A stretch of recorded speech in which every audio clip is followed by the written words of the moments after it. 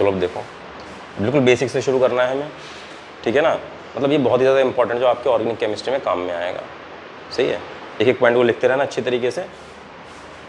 अब देखो सबसे पहले क्या है कि जो आपके ऑर्गेनिक कंपाउंड होते हैं, ठीक है, उसमें वो होते क्या है, जो हाइड्रोकार्बन्स होते हैं और उसके derivative are known as organic compounds. आपको ये पता होना चाहिए पहले। हाइड्रोकार्बन का मतलब क्या है, जिसके पास कार्बन और हाइड्रोजन हो, वो ऑर्गेनिक कंपाउंड कहलाएंगे। अब इसमें से हाइड्रोजन निकलता जाएगा और दूसरा कोई एलिमेंट आकर जुड़ता जाएगा या कोई दूसरा ग्रुप आकर जुड़ता जाएगा, तो वो क्या कहलाएंगे, आपके ऑर्गेनिक कंपाउंड्स। अब देखो ध्यान से, अगर मैं बात कर रहा हूँ हाइड्रोकार्बन, तो सबसे बेसिक हाइड्रोकार्बन क्या है आपका, CH4। ये कार्बन कितने बार बना सकता है, 4, 1 2 3 4, और इसके साथ अटैच आके कौन हो रहा है, हाइड्रोजन। और हाइड्रोजन कितने बार बनाता है, 1। तो यहाँ से इसके साथ कितने हाइड्रोजन आके जुड़ गए, 4 हाइड्रोजन आके जुड़ गए। और इसी को मैं कैसे लिख सकता था, CH4। क्लियर है इतनी बात, समझ में आ गया बेटा। अब देखो क्या था, अब इसके डेरिवेटिव भी क्या कहलाएंगे, आपके ऑर्गेनिक कंपाउंड ही कहलाएंगे। This is the organic compound. अब ये हाइड्रोकार्बन हो गया। अब मैं यहाँ से एक हाइड्रोजन निकाल रहा हूँ और एक हेलोजन को मैंने क्या कर दिया, ऐड। अब हेलोजन क्या होता है ये भी देख लो। हेलोजन जो होता है वो क्या होता है, आपका ग्रुप 17 के एलिमेंट, जैसे कि फ्लोरीन, क्लोरीन, ब्रोमीन, आयोडीन, ठीक है ना। और ऑर्गेनिक केमिस्ट्री में सारे के सारे कितने बॉन्ड बनाएंगे, सिर्फ एक बॉन्ड बनाएगा। ये सब बताऊंगा आगे जाकर अभी, ठीक है। अब देखो तो इसमें क्या हो गया, एक हाइड्रोजन निकला तो क्या हो गया, CH3, और एक X ग्रुप आगे जुड़ गया तो क्या हो गया, ये CH3X। और ये तुम्हारे सबसे पहले चैप्टर का है हेलो एल्केन, ठीक है। इतनी बात समझ में आ गई तुम्हारे। और ऐसे ही मैंने क्या किया, बहुत सारे ग्रुप होते हैं वो आके इसमें जोड़ते रहो, वो ऑर्गेनिक उसमें नोमेनक्लेचर में कराऊंगा तुम लोगों को मैं, ठीक है। वो ये बहुत ही ज़्यादा इंपॉर्टेंट है और बार बार मैं इसका यूज़ करने वाला हूँ, तुम्हें ये चीज़ आनी चाहिए, ठीक है। अब देखो क्या कह रहा है यहाँ पर, ये हर कंपाउंड क्यों बनता है, क्योंकि वो स्टेबल होना चाहता है। कोई भी कंपाउंड बनता है क्यों है, क्योंकि वो स्टेबल होना चाहते हैं। और स्टेबिलिटी के क्राइटेरिया हम क्या रखते हैं, एनर्जी, ठीक है ना। अब ध्यान से देखो, ये कह रहा है चार्ज स्पीशीज आर अनस्टेबल। जितनी भी चार्ज स्पीशीज होंगी वो क्या होंगी, अनस्टेबल। चार्ज में 2 चार्ज आते हैं, क्या आता है बेटा, पॉजिटिव। कोई आपकी स्पीशीज है X, उसके ऊपर पॉजिटिव चार्ज है, अनस्टेबल है। कोई स्पीशीज आपकी क्या है, नेगेटिव चार्ज है, अनस्टेबल है। एक चीज़ और होती है, दैट इज फ्री रेडिकल।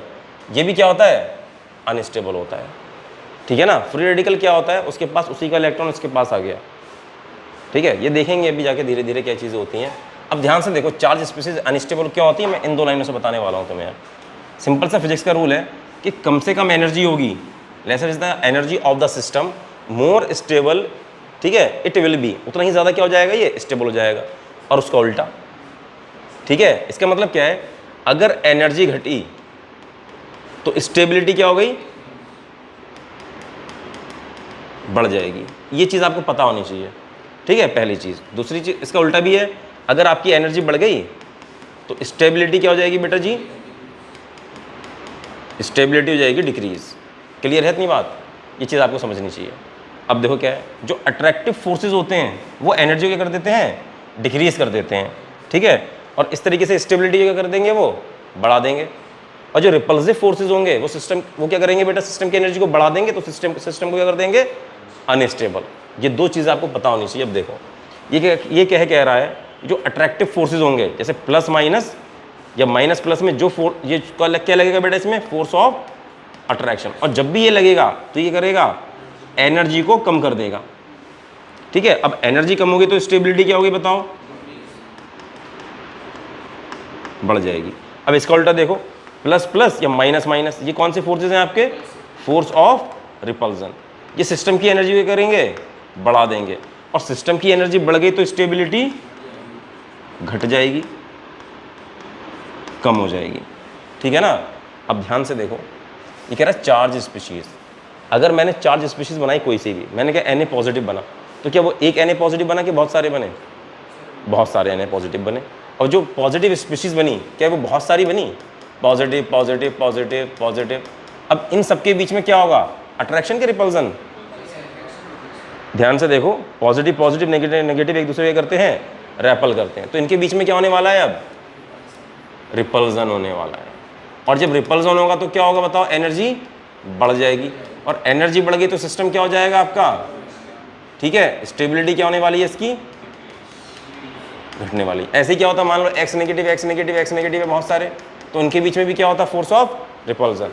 तो सिस्टम की एनर्जी क्या होती है, बढ़ जाती है, और सिस्टम क्या हो जाता, अनस्टेबल हो जाता है। क्लियर है बेटा इतनी बात? अब इसको ना ढंग से लिख लो। अब इधर देखो, अब हमें उन एलिमेंट्स के बारे में जानना है जो कि ऑर्गेनिक कंपाउंड्स बनाते हैं। ठीक है, समझ में आ रही बात? अगर उन हर एक एलिमेंट के बारे में आप जान लो तो आपके लिए चीज़ें क्या हो जाती हैं, बहुत ज़्यादा आसान हो जाती हैं। और इलेक्ट्रोनेगेटिविटी ऑर्डर के हिसाब से बता रहा हूँ मैं। इलेक्ट्रोनेगेटिविटी जानते हो क्या होता है? कि कोई एलिमेंट कितना ज़्यादा पावरफुल है कि बॉन्डेड इलेक्ट्रॉन को अपनी तरफ खींच लेता है। अगर बॉन्डेड इलेक्ट्रॉन को उसने अपनी तरफ खींचा तो उस खींचने वाले एलिमेंट के ऊपर कौन सा चार्ज आ जाएगा? Slightly negative. और जिसके पास से खींचा उसके पास उतना ही पॉजिटिव चार्ज। क्यों? क्योंकि इलेक्ट्रॉन अपने साथ क्या चार्ज लेके जाता है? नेगेटिव। ठीक है ना? सही। इधर देखो, जैसे मैं कह रहा हूँ दो एलिमेंट है, एक है ए और एक है बी। ये ज़्यादा इलेक्ट्रोनेगेटिव है, इसकी इलेक्ट्रोनेगेटिविटी क्या है? ज़्यादा है। तो ये इलेक्ट्रॉन यहाँ से अपनी तरफ खींचेगा और अपनी तरफ से ने इलेक्ट्रॉन को खींचा तो इसके ऊपर कौन सा चार्ज आया? पूरा इलेक्ट्रॉन खींचता तो पूरा नेगेटिव, तो आयन बन जाता। इनसे थोड़ा इलेक्ट्रॉन खींचा तो इसके ऊपर क्या आएगा? थोड़ा सा नेगेटिव, डेल नेगेटिव। अब क्योंकि इसके पास से उतना ही इलेक्ट्रॉन गया तो इसके ऊपर क्या आ जाएगा? उतना ही पॉजिटिव चार्ज। क्लियर है? और इस टाइप के जो कंपाउंड कहलाते हैं दैट आर पोलर, इनके अंदर पोलैरिटी डेवलप हो जाती है।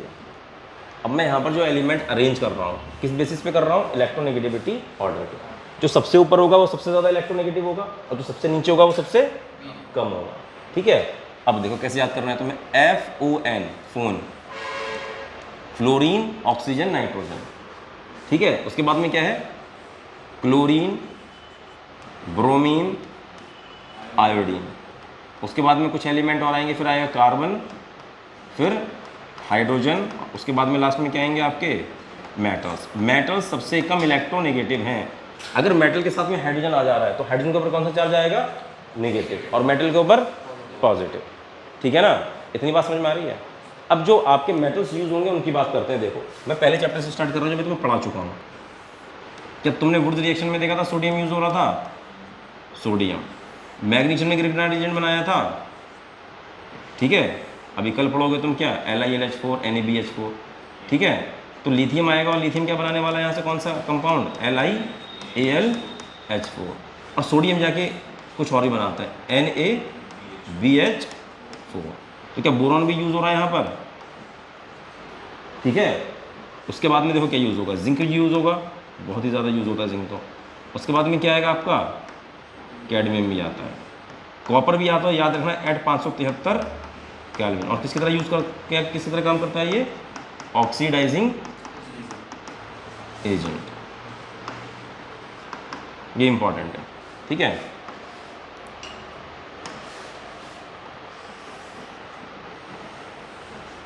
सोडियम आता है, सोडियम अमलगम भी बनता है। ठीक है, ये सब बताते जाऊंगा क्या होगा। This is what? Sodium amalgam. देखो सोडियम किस तरीके से यूज़ हो रहा है? तो सिंगल सोडियम यूज़ हो रहा है, NaBH4 भी बना रहा है और मरकरी के साथ भी आ रहा है, सोडियम अमलगम बोलते हैं ऐसे। बाकी जो आगे आते रहेंगे उनको देखते रहेंगे। ठीक है, अब ध्यान से देखो क्या है इसकी ये क्या है आपका? Most electronegative. और धीरे धीरे नीचे जा रहे तो क्या इलेक्ट्रोनेगेटिविटी घट रही है। अच्छा, इनका ऑर्डर नहीं बनाया मैंने, ये ऐसे ही है। ठीक है, मैक्सिमम क्या मान के चलोगे? They are the positively charge. ठीक है, उनकी इलेक्ट्रोनेगेटिविटी सबसे कम है। ठीक है, क्योंकि मेटल आप एक साथ नहीं लोगे। इधर देखो, ये NaBH4 से बोलते हैं सोडियम बोरोहाइड्राइड, सोडियम बोरोहाइड्राइड से SBH, सोडियम बोरोहाइड्राइड। और ये क्या है बेटा आपका? Lithium aluminium hydride. ठीक है, इसको एनर्जी बोल देते हैं, lithium aluminium hydride, sodium borohydride. ये दोनों के दोनों क्या होते हैं? Reducing agent. अच्छा, एक चीज और यहाँ पर एक दो जो समझ में आ रहा है। अब देखो क्या है ये? अच्छा, एल्यूमिनियम यूज किया हमने यहाँ पर, एल्यूमिनियम भी आ गया। अब एक और ले क्रोमियम। ठीक है, क्रोमियम आता क्या होंगे? CrO3। ठीक है, और ये क्या होता है आपका? Oxidising agent, oxidising agent. ठीक है, FON, chlorine, bromine, iodine, carbon, hydrogen. थोड़े बहुत जो मेटल्स यहाँ पर लिख दिए, मोस्टली यही यूज होने हैं आपके। ये lithium aluminium hydride, sodium borohydride. अच्छा, बोरो से एक चीज़ और याद आई, अभी जो आपका एल्कोहल फिनॉल ईथर चल रहा है उसमें भी है BH3, और जो कि डाइमराइज होकर क्या बना लेता है ये? B2H6। इसको बोलते हैं डाइबोरेट, और ये कौन सा एजेंट होता है? This is also the reducing agent. इसके पास हाइड्रोजन होते हैं ना, तो हाइड्रोजन किसी चीज़ से चिपकती है तो क्या होता है? वो रिड्यूस करता है। ये भी क्या होता है आपका? Reducing agent. ये दो जगह काम में आएगा, एक तो यहाँ पर काम में आ रहा है आपका एल्कोहल फिनॉल ईथर में, और दूसरी जगह कहाँ पर काम में आने वाला है? ये कार्बोक्सिलिक एसिड में। चलो बेटा नेक्स्ट देखते हैं जरा। अब जो आगे आने वाली चीज़ है ना वो सबसे ज़्यादा इंपॉर्टेंट वही है, याद रखना इन चीज़ों को क्या है। अब देखो bond formation possibilities of different elements, जो मैंने यहाँ पर एलिमेंट बनाए थे, ठीक है, मोस्टली कौन से, phone, chlorine, bromine, iodine, carbon, hydrogen, इनकी कितनी औकात है कि कितने बॉन्ड बना सकते हैं, ये इंपॉर्टेंट है। अगर मैं बात करूँ कहाँ से, मैं सबसे पहले कार्बन से जा रहा हूँ। अब देखो कार्बन की जो वैलेंसी होती है कितनी होती है, 4, ये 4 बॉन्ड बना सकता है और उसके पास एक भी लोन पेयर नहीं होता। अब देखो कैसे होता है, पहले सबसे पहले लिखा इसका electronic configuration, 1s2 2s2 2p2, यही तो इलेक्ट्रॉन होते हैं इसके पास। अब ध्यान से देखो क्या हो रहा है, डब्बा डायग्राम बनाओ, आउटर मोस्ट शेल के electron participate in the bond formation, अंदर वालों से कोई मतलब नहीं है। बाहर वाली शेल कौन सी है, 2s 2p, मतलब टू शेल है आपकी और s और p इसकी सब शेल्स हैं, ठीक है। अब इसका डब्बा डायग्राम बनाओ, देखो कैसे बनाओ, इसके पास 2 इलेक्ट्रॉन है, इसके पास 2s, और 2p के पास कितने इलेक्ट्रॉन है, 2। अब यहाँ पर 4 बॉन्ड बनाने होते हैं इसे, इसमें क्या होता है, ये दोनों ऑर्बिटल के बीच में गैप क्या होता है, बहुत कम होता है, और इस कम गैप की वजह से क्या होता है, इसमें इलेक्ट्रॉन उछलकर आगे आ जाता है। अब जब ये इलेक्ट्रॉन उछल के आगे आया, ठीक है बेटा, तो अब बताओ कितने अनपेड इलेक्ट्रॉन होगा इसके पास, 4, और जितने ही अनपेड इलेक्ट्रॉन होते हैं उतने ही क्या बनते हैं आपके कोवलेंट बॉन्ड। तो इसकी औकात कितनी है बॉन्ड बनाने की, 4। क्या 5वां बॉन्ड बना सकता है, ये नहीं बना सकता ना, और 5वां बॉन्ड नहीं बन रहा है का मतलब क्या है कि नया बॉन्ड बन रहा है तो पुराना बॉन्ड टूटेगा, क्यों, क्योंकि इसके बॉन्ड कितने रहने हैं, 4, और जो स्ट्रॉन्ग बॉन्ड बनते हैं वही बनते हैं, जो वीक बॉन्ड होते हैं वो टूट जाते हैं। क्लियर है बेटा इतनी बात, बस वही करना है हमें। अब देखो क्या कर रहा हूँ मैं, पहली पॉसिबिलिटी कि चारों के चारों बॉन्ड ऐसे बन जाएं, फर्स्ट पॉसिबिलिटी। सेकंड पॉसिबिलिटी कैसी आई कि 2 तो सिंगल बॉन्ड बन जाए, ठीक है, सिग्मा, और इसके साथ में पाई, डबल 1 1 ऐसा बन जाए। तीसरी पॉसिबिलिटी क्या होती है, थर्ड, देखो कि ट्रिपल बॉन्ड बना ले एक तरफ सिंगल बॉन्ड, चारों बॉन्ड एक साथ नहीं बन सकते, बहुत ज़्यादा रिपल्जन हो जाएगा उनके बीच में इलेक्ट्रॉन के, ये इलेक्ट्रॉन तो इकट्ठे हो रहे हैं। अब देखो फोर्थ पॉसिबिलिटी कितनी है, क्या है इसकी, कि 2 इधर बन जाए और 2 इधर बन जाए।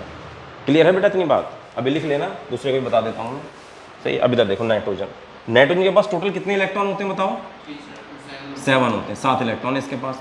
अब इसका इलेक्ट्रॉनिक कन्फिग्रेशन लिख रहा हूँ मैं, 7 इलेक्ट्रॉन है तो कैसे लिखा मैंने, 1s2 2s2 2p3, फिर से इसका डब्बा डायग्राम बनाए, ठीक है, आउटर मोस्ट शेल के electron participate in the bond formation, तो इसी का डब्बा डायग्राम बनाने जा रहा हूँ मैं। इधर देखो ये हो गया 2s, और ये कौन सा वाला हो गया आपका 2p, इसके पास कितने इलेक्ट्रॉन है, 2। अब क्या 2 के पास d होता है, 2 के पास d नहीं होता है, क्या उछलने की जगह है अब यहाँ पर, नहीं है ना, तो कितने बॉन्ड बनाएगा नाइट्रोजन, कितने अनपेड इलेक्ट्रॉन है, 3। जब 3 अनपेड इलेक्ट्रॉन है 3 बॉन्ड बनेंगे, लेकिन आउटर मोस्ट शेल का 1 इलेक्ट्रॉन 2 इलेक्ट्रॉन कैसे रह गए, पेयर्ड रह गए, और पेयर्ड का मतलब क्या है, this is the lone pair. समझ में आ गई बात। अब देखो ये चीज़ मैंने लिखी है, it form 3 bonds and have 1 lone pair. Clear है सारी बात, एक लोन पेयर रहेगा और कितने बॉन्ड बनाएगा ये, 3 बॉन्ड बनेंगे। अब 3 बॉन्ड की पॉसिबिलिटी देख लो कैसी है, पहले कैसे बनाएगा बताओ, कि तीनों के तीनों सिंगल बॉन्ड बना ले और एक लोन पेयर तो बेटा रहना है, दिखाया हो या ना दिखाया हो, आपको लोन पेयर कंसीडर हमेशा करना ही है। सेकंड देखो कि 2 बॉन्ड एक तरफ आ जाए और 1 बॉन्ड एक तरफ आ जाए और लोन पेयर यहाँ पर रहेगा। थर्ड देखो पॉसिबिलिटी क्या है, ठीक है, कि तीनों के तीनों एक साथ चले जाएं और एक लोन पेयर रह जाए, ठीक है, दिस इज अ पॉसिबिलिटी। अच्छा अब चौथा बॉन्ड बनेगा तो पुराना बॉन्ड टूटेगा। अब देखो ध्यान से एक चीज़ और है, अब मैं यहाँ पर बता रहा हूँ उस चीज़ को। मान लो मैंने यहाँ पर लिखा नाइट्रोजन था ऐसे करके, बल्कि मैं ऐसे लिख देता हूँ NH3 था, NH3 इसके ऊपर कौन सा, अब कितने लोन पेयर है इसके पास, 1 लोन पेयर है। अब एक हाइड्रोजन आया बगल में, या कोई भी ऐसी चीज़ आ गई जिसके पास वैकेंट ऑर्बिटल था, H+ है, हाइड्रोजन के पास बेटा कितने इलेक्ट्रॉन होते हैं, 1, यानी कि 1s1, ये तो होता है। अब ध्यान से देखना, अब इसका डब्बा डायग्राम बनाया मैंने ऐसे। अब ये कह रहा है कि इसके पास जो 1 इलेक्ट्रॉन था वो भी निकल गया, तो क्या डब्बा पूरा खाली हो गया, तो इसके पास डब्बा क्या है, खाली है, 1s वाला। तो ये क्या करता है, अपना इलेक्ट्रॉन उठाता है। अब इसने अपना इलेक्ट्रॉन उठाया, ध्यान से देखना, लोन पेयर का 1 इलेक्ट्रॉन उठा के किस में डाल दिया, इसमें। इलेक्ट्रॉन अपने साथ कौन सा चार्ज लेके आया, नेगेटिव, यहाँ पर नेगेटिव, और यहाँ पर कौन सा चार्ज, पॉजिटिव, और ये बॉन्ड बन चुका है यहाँ पर ऐसे करके इसके बीच में। क्लियर है इतनी बात।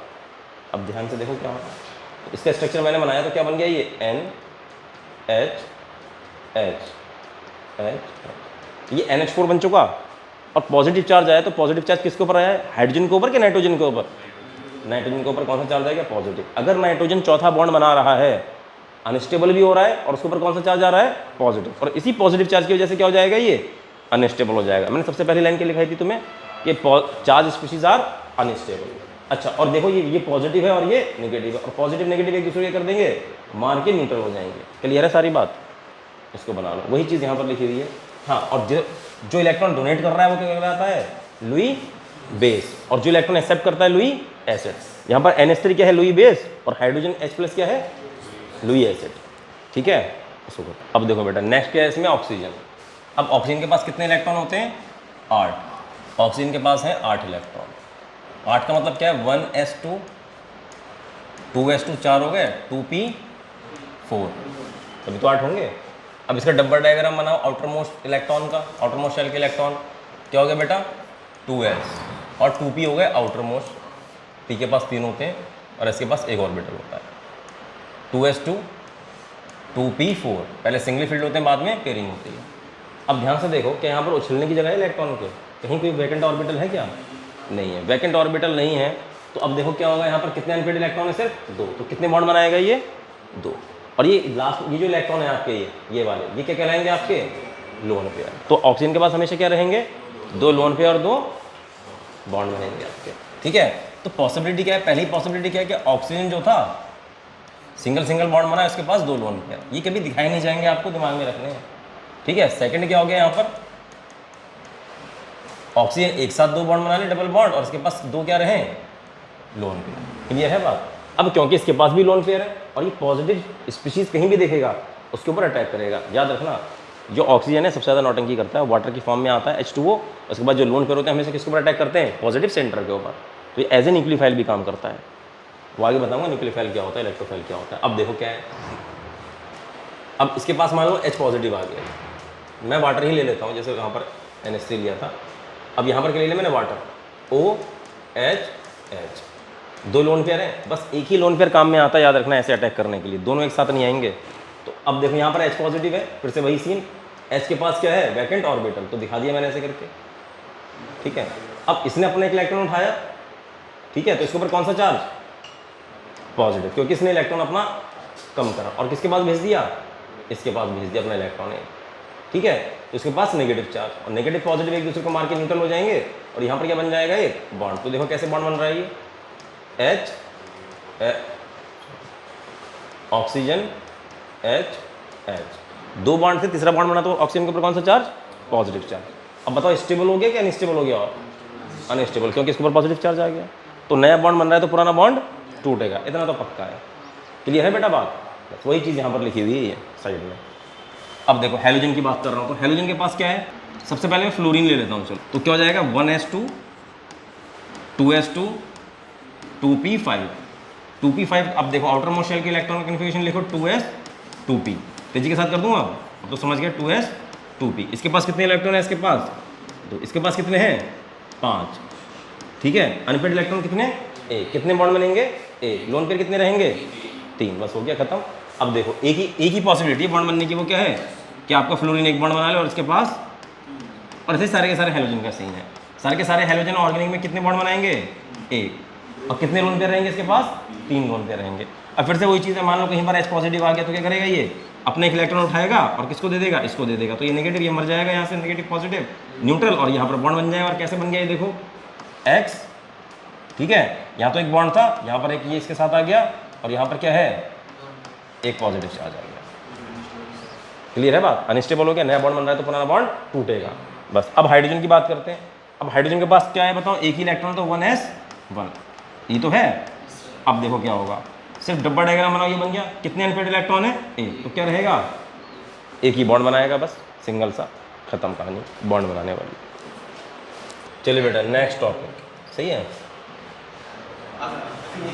अब देखो सैचुरेटेड अनसैचुरेटेड क्या होते हैं, मतलब हाइड्रोकार्बन की बात कर रहा हूँ। हाइड्रोकार्बन आपके 2 तरीके के हैं, एक सैचुरेटेड होगा, दूसरा अनसैचुरेटेड। सैचुरेटेड में क्या होता है, सारे के सारे सिंगल बॉन्ड होते हैं। अब तुम्हें पता होगा क्या है बेटा, एल्कीन। एल्कीन में क्या होता है, सारे के सारे सिंगल बॉन्ड, मतलब जो कार्बन की चेन होगी उसमें सबके सब क्या होंगे, सिंगल बॉन्ड। अब ध्यान से देखना, ये कार्बन की चेन है, इसके पास सारे के सारे कौन से बॉन्ड हैं, सिंगल बॉन्ड। अच्छा मैं तुमसे कह रहा हूँ ना कि सैचुरेट का मतलब क्या होता है, सैचुरेट तुम पढ़ रहे हो या पढ़ते पढ़ते सैचुरेट हो गए। इसका मतलब क्या है, अब तुम्हारी बस की बात नहीं, तुम और नहीं कर सकते, जितना तुम्हारा स्टैमिना था तुमने ख़त्म कर दिया। सही है। अब मैं कह रहा हूँ पानी है, बिल्कुल सादा पानी था, उसमें तुमने चीनी घोली, थोड़ी सी घुल गई, और घोली घुल गई, और घोली घुल गई, उसके बाद घोलोगे तो नहीं घुलेगी। क्या कहोगे, पानी सैचुरेट हो चुका है अब पानी की औकात नहीं कि चीनी को घोल सके। ठीक है। तो अब ध्यान से देखना, अब ये कार्बन है, ये कार्बन कितने बॉन्ड बनाता है, 4, और चारों के चारों सिंगल बॉन्ड बने पड़े हैं। क्या अब यहाँ पर कुछ और आगे लग सकता है क्या? अगर लगेगा तो पुराना बॉन्ड टूट जाएगा, यानी कि जितने बॉन्ड है उतने ही रहने वाले हैं। ठीक है। अब यहाँ पर देखो एल्कीन, एल्कीन के पास क्या होता है, एक डबल बॉन्ड होता है कहीं ना कहीं कार्बन के पास जाकर। ठीक है, देखो 4 बॉन्ड पूरे हो गए, 1 2 3 4। क्या कार्बन के बीच में कोई दूसरी चीज़ आके लग सकती है भी? लग सकती है। अगर ये बॉन्ड टूट जाए तो इस कार्बन के कितने बॉन्ड बचे, 3। तो एक यहाँ, क्या चीज़, एक यहाँ पर बॉन्ड पूरा करेगा, एक यहाँ पर बॉन्ड पूरा करेगा, बन गया। अब देखो क्या अनसैचुरेटेड था, अनसैचुरेट का मतलब है आप उसमें और चीज़ डाल सकते हो। अब ध्यान से देखो, जैसे ये था, मान लो यहाँ पर मैंने ऐसे लगा दिया यार, हाइड्रोजन लगा दी सबके सब, hydrogen hydrogen hydrogen hydrogen, double bond. अगर मैं यहाँ से इसका ये बॉन्ड तोड़ूंगा और इसका वो उधर से बॉन्ड तोड़ूँ, तो इसका मतलब क्या हो गया, एक एक बॉन्ड खाली हुआ है, क्या यहाँ पर आके अब हाइड्रोजन चिपक सकते थे, इनके और हाइड्रोजन ऐड हो सकते थे। इसका मतलब क्या था, ये अनसैचुरेटेड था। क्लियर है बेटा इतनी बात? जब यहाँ पर डबल बॉन्ड होगा तो ये बॉन्ड टूट कर क्या बना लेगा, यहाँ पर carbon single bond, hydrogen hydrogen hydrogen. ठीक है, और 2 हाइड्रोजन और आके लग गए बॉन्ड पूरा करने के लिए, इनकी एडिशन शो कर दिया इसने। अब कोई भी चीज़ कब ऐड कर सकती है, जब अनसैचुरेटेड हो। सैचुरेशन पे कोई चीज़ ऐड कर सकती है अपने अंदर, कुछ नहीं कर सकती। अब इधर देखो, यहाँ पर तो ट्रिपल बॉन्ड है। अब बताओ सबसे अच्छा, अब क्या है बेटा, यहाँ पर ट्रिपल बॉन्ड है, दिस इज एल्काइन। अगर इस बॉन्ड को मैंने हटाया तो 2 हाइड्रोजन यहाँ पर आके और लग गए, अगर इस बॉन्ड को भी हटा दूँ तो 2 हाइड्रोजन और आके लग जाएंगे। क्या हो गया, ये सैचुरेटेड, पहले कैसा था, अनसैचुरेटेड। क्लियर है बात? अगर कोई चीज़ आप ऐड कर दे रहे हो तो इसका मतलब क्या है, उसमें वो अनसैचुरेटेड है, और ऐड करने के बाद में क्या हो जाता है, वो सैचुरेट। जैसे पानी पहले कैसा था, अनसैचुरेटेड, चीनी इसमें घोलते गए तो कैसा होता गया, वो धीरे धीरे सैचुरेटेड होता गया, और एक टाइम ऐसा है कि पूरा सैचुरेट हो गया और उसमें और चीज़ नहीं घुल सकती थी। ऐसे इसमें हुआ। ठीक है, तो इसको मैं ऐसे बना देता हूँ, देखो फिर से इनसे लिख देता हूँ। यहाँ पर ट्रिपल बॉन्ड था, अब मैंने यहाँ पर क्या किया, यहाँ पर सिर्फ और सिर्फ एक हाइड्रोजन का मॉलिक्यूल आया, यहाँ पर पहले एक हाइड्रोजन लेके आया मैं H2, तो क्या हो गया यहाँ पर, double bond C H H H H, फिर से एक और हाइड्रोजन का मॉलिक्यूल लेके आया, तो क्या बन गया बताओ, C C H H H, unsaturated से सैचुरेट में चेंज हो गया हुआ। ठीक है, यानी कि चीज़ों को उसने अपने अंदर डिसॉल्व कर लिया, ऐड कर लिया, इसलिए ये कहलाते हैं अनसैचुरेटेड और ये सैचुरेटेड। और उनका बच्चों वाला फॉर्मूला तुम्हें पता ही क्या होता है, CnH2n+2 CnH2n CnH2n-2। ठीक है, अगली चीज़ क्या है, ऑर्गेनिक मॉलिक्यूल्स होते हैं, उनको रिप्रेजेंट करने के अलग अलग तरीके हैं। सबसे पहले क्या है आपका सिंपल मॉलिकुलर फार्मूला, उसके बाद में कंडेंस्ड स्ट्रक्चरल फार्मूला, फिर बाद में क्या है आपका एक्सपेंडेड स्ट्रक्चरल फार्मूला, और लास्ट में क्या है बॉन्ड लाइन स्ट्रक्चर। और सबसे ज़्यादा मैं यही यूज़ करूँगा, इसलिए लिख दिया है मैंने यहाँ पर। ठीक है ना, तो देखो मॉलिकुलर फार्मूला क्या है, जैसे मैं क्या लिख रहा हूँ, C2H6। ठीक है, दिस सिंपल था मॉलिकुलर फार्मूला। अब इस चीज़ को मैं कैसे लिख सकता हूँ, देखो कंडेंस स्ट्रक्चरल फार्मूला। अब कितनी यूनिट है इसकी, CH3 CH3, तो मैं सब क्लियर होता जाएगा कैसे लिखा गया है ये। ठीक है, पहला ये हो गया। अब एक्सपेंडेड फार्मूला कैसे होगा, कि जो कार्बन है दोनों, इन दोनों कार्बन को क्या करूँ मैं बेटा, अलग अलग कर दूँ, और कितने कितने हाइड्रोजन हर एक कार्बन के पास, 3 हाइड्रोजन, तो आपस में एक बॉन्ड बनाया और 3 हाइड्रोजन यहाँ पर साइड में ऐसे करके लगा दिए। ये कौन सा फार्मूला आ गया आपका, एक्सपेंडेड स्ट्रक्चरल फार्मूला। ये कौन सा है, कंडेंस फार्मूला, और ये सिंपल मॉलिकुलर फार्मूला जो तुमने ऐसे लिख दिया सीधे सीधे। अब बेटा बॉन्ड लाइन स्ट्रक्चर कैसे लिखना है तुम्हें, ठीक है, अब इसको तो मैं ऐसे नहीं दिखा पाऊंगा, इसको ऐसे दिखा देता हूँ बस, इसका बॉन्ड लाइन स्ट्रक्चर हो गया। हर एक कोना क्या दिखाता है, कार्बन को, और जो हाइड्रोजन है बच्चे, जो वैलेंस कार्बन कितने बॉन्ड बनाता है बताया थोड़ी देर पहले, 4। अब इसके इस कार्बन का एक बॉन्ड यहाँ से, एक बॉन्ड यहाँ से, तो उसके पास कितने हाइड्रोजन होंगे, 3 इधर 3 इधर। ये दिखाने की जरूरत नहीं होती, अपने आप समझ लेना चाहिए हमें। ठीक है बेटा, इतनी बात समझ में आ गई। ठीक, अब मैं इसको ना थोड़ा ऐसे बना रहा हूँ, देखो क्या था ये, CH3 single bond CH2 CH3। अब इसको इस फॉर्म में कैसे बना सकता हूँ मैं, बॉन्ड लाइन में 2 कार्बन ही होगा, पहला कार्बन दूसरा कार्बन और ये तीसरा कार्बन। क्लियर है, इसके पास कितने हाइड्रोजन, 3, इसके पास कितने आशीष, 2, इसके पास, बस हो गया खत्म, ये पता होना चाहिए। अब मैं देखो एक फार्मूला और लिख रहा हूँ यहाँ पर, अच्छा CH2 double bond CH, single bond CH3, इसको बनाए कितने कार्बन है, 1 2 3, तो आपको 3 कोने दिखाने पड़ेंगे, 1 2 3, पहले और दूसरे कार्बन के बीच में कौन सा बॉन्ड है, डबल बॉन्ड। क्लियर है इतनी बात, बस हो गया। और इसके पास कितने हाइड्रोजन होंगे, अभी ये कार्बन था, इसके पास कितने बॉन्ड पूरे हो गए, इसके 2, कितने बॉन्ड और बचे, कितने बॉन्ड बनाता है कार्बन, 4, 2 बॉन्ड पूरे हो गए, 2 बॉन्ड बचे तो वो कौन पूरे करेगा, हाइड्रोजन। आपको समझ जाना है कि यहाँ पर क्या है, 2 हाइड्रोजन है, दिखाया नहीं होगा लेकिन फिर भी आपको समझ जाना है। अब ये कार्बन है, इसके पास किसका कितना बॉन्ड, कितने डंडे पूरे, 1 डंडा, 3 बचे, वो 3 कौन पूरे करेगा, हाइड्रोजन। इसके पास 3 हाइड्रोजन है, ये वाला 1 हाइड्रोजन होगा उसके पास। क्लियर है इतनी बात, ये इंपॉर्टेंट है बेटा।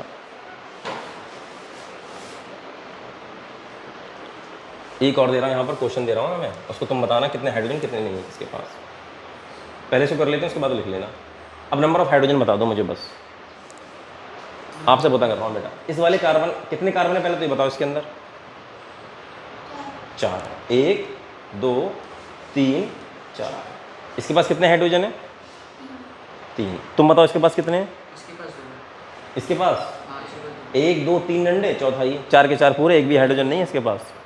ठीक है, इसके पास कितने हैं, इसके पास लगा हुआ है, ध्यान से देखो ना, इसको कार्बन मानो, इस पॉइंट को, 1 2 3 इधर हो गए, चौथा इधर, इसके पास भी एक भी नहीं है।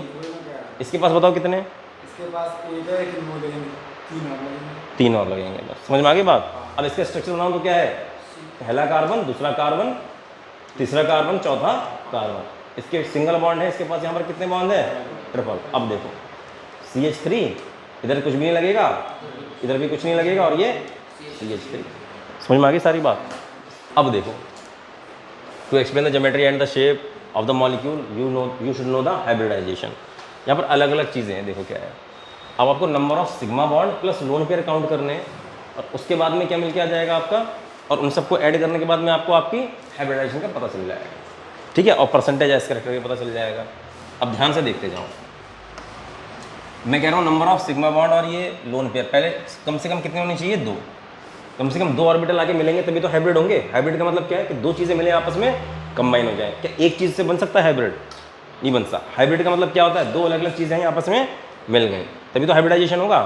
ठीक है, तो आपके क्या थे, नंबर ऑफ सिग्मा बॉन्ड और नंबर ऑफ लोन पेयर मिलके कितने मिले, 2, तो हाइब्रिडाइजेशन क्या होगा, sp। मैं बताने जा रहा हूँ ऐसा कैसे होता है। देखो कार्बन में मैक्सिमम कितने बॉन्ड बनाता है, 4, इससे ज़्यादा बॉन्ड नहीं बनते। अब देखो क्या है, एक s ऑर्बिटल और p कितने होते थे, इन्हीं ऑर्बिटल में तो लोन पेयर और बॉन्ड बनते थे।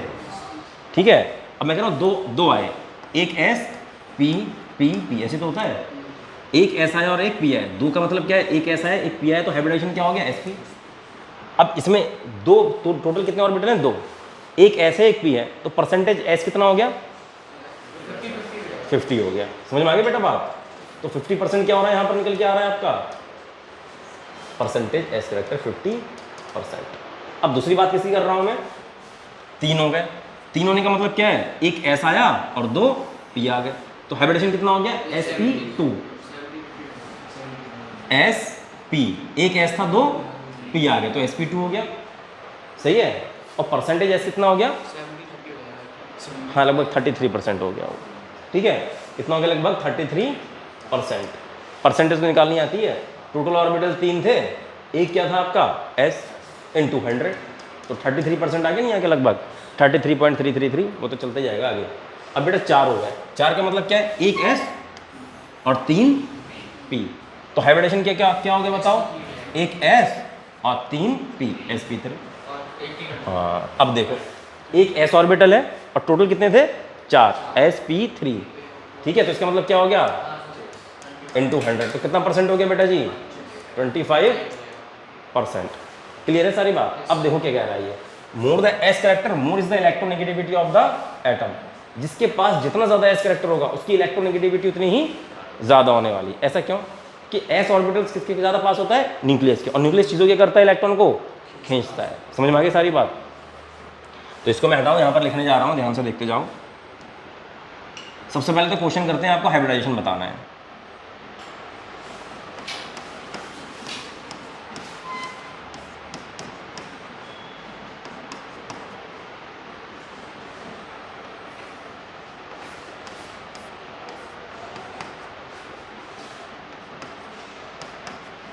ठीक है, अब इस कार्बन नंबर 1 का बताना है तुम्हें। ठीक है, अब ध्यान से देखो इधर, जो ट्रिपल बॉन्ड होता है उसमें 2 पाई होते हैं, 1 सिग्मा होता है, और इसके पास इस कार्बन की बात कर रहा हूँ मैं। अच्छा, 1 सिग्मा और दूसरा सिग्मा, कोई लोन पेयर तो नहीं है। कितने सिग्मा होगा टोटल? 2 सिग्मा।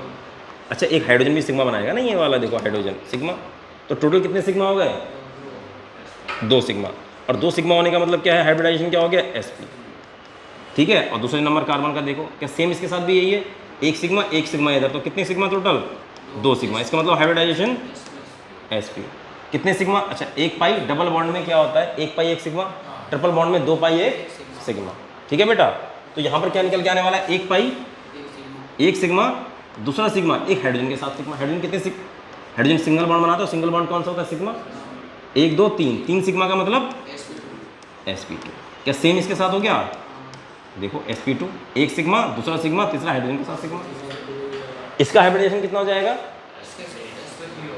1, हाँ sp3, 1 सिग्मा, दूसरा सिग्मा और 2 हाइड्रोजन के साथ सिग्मा। इसका भी कितना हो गया बेटा? 1 सिग्मा और 3 हाइड्रोजन के साथ सिग्मा, तो sp3। क्लियर है बेटा इतनी बात सब लोगों को? अब मैं इलेक्ट्रोनेगेटिविटी पूछ रहा हूँ कि किस कार्बन की सबसे ज़्यादा है। इसमें नंबर देने जा रहा हूँ, पहला, दूसरा, तीसरा। पहले की इलेक्ट्रोनेगेटिविटी सबसे ज़्यादा, फिर उसके बाद दूसरे की, उसके बाद तीसरे की। तो इलेक्ट्रोनेगेटिविटी का ऑर्डर क्या है बताओ? इलेक्ट्रोनेगेटिविटी का ऑर्डर क्या होने वाला है? पहला, हाँ वही, दूसरा, फिर तीसरा। पहले कार्बन का हाइब्रिडेशन sp था, दूसरे का क्या था?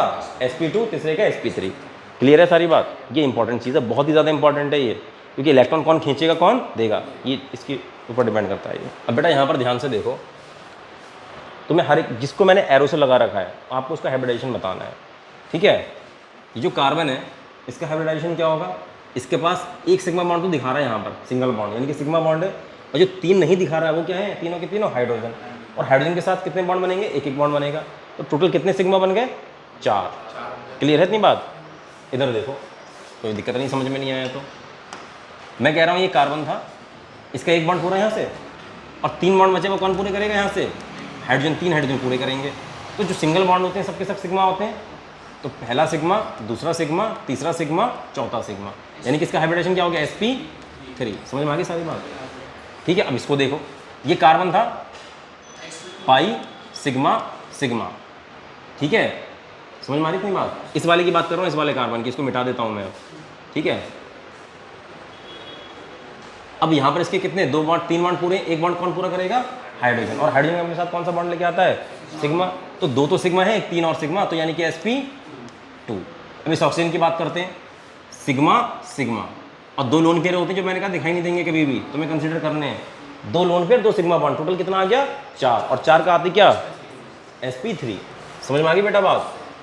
ठीक है, अब बेटा इसकी बात करते हैं जरा, ये 2 मिनट, गुड मॉर्निंग सर।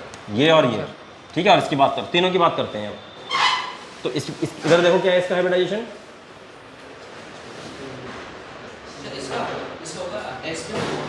ये कार्बन है, 1 पाई 1 सिग्मा, और जो 2 बचे कौन से हैं? दोनों के दोनों सिग्मा। इसका मतलब sp2, 3 हो गए, तो यानी कि sp2। ऐसे इसका कितना हो जाएगा बताओ? sp2। और इस नाइट्रोजन में कितना हो गया बताओ?